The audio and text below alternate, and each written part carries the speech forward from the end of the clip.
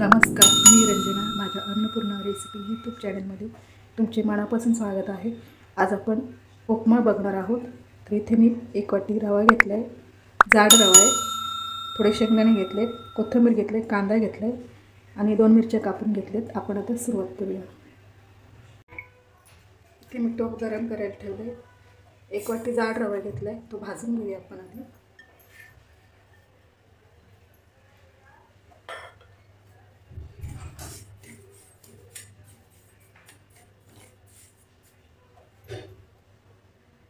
रवा आपण हलकासा भाजून घेऊया. थोडंसं तेल टाकते मी.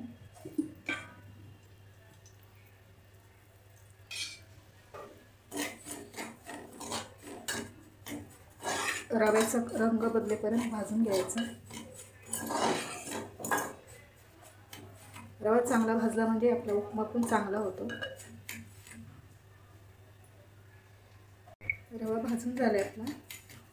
रवा आता काढून घेते. थोडंसं तेल टाकून शेंगदाणे भाजून घेऊया.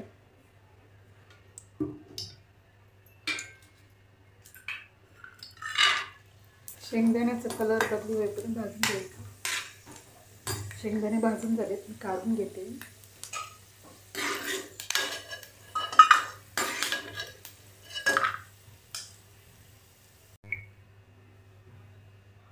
अर्धा चमचा मोहरी टाकते. अर्धा चमचा धने पावडर टाकते. कांदा टाकून घेते, ते टाकते. 2 मिरच्या टाकते.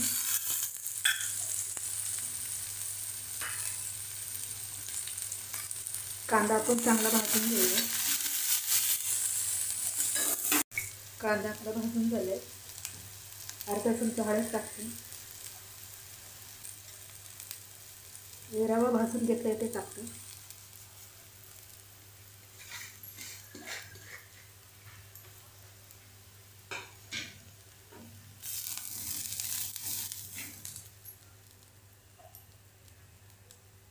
गरम पाणी घेतले ते टाकते.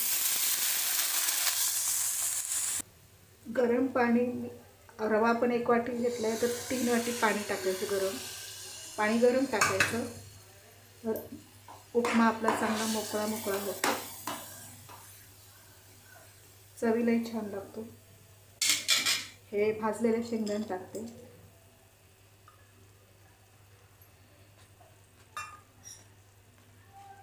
थोडे कोथिंबीर टाकते वरून.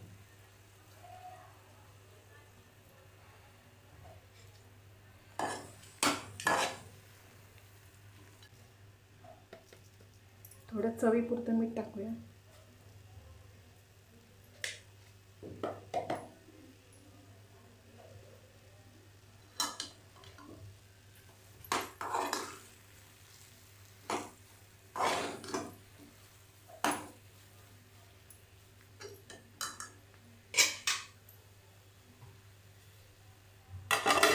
गॅस बारीक करून मंद आचेवरती 5 मिनिटं वाफवून घ्यायचं. माझ्या चॅनलला सबस्क्राईबर केलं नसेल तर जरूर सबस्क्राईबर करा. 5 मिनिटं झालेत आपले. उपमा बघूया झाला. उपमा बघा मस्त फुलून आल्यावरती खूप छान लागतो.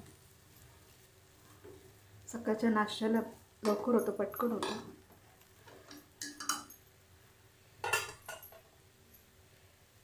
थोडीशी कोथिंबीर टाकते वरून.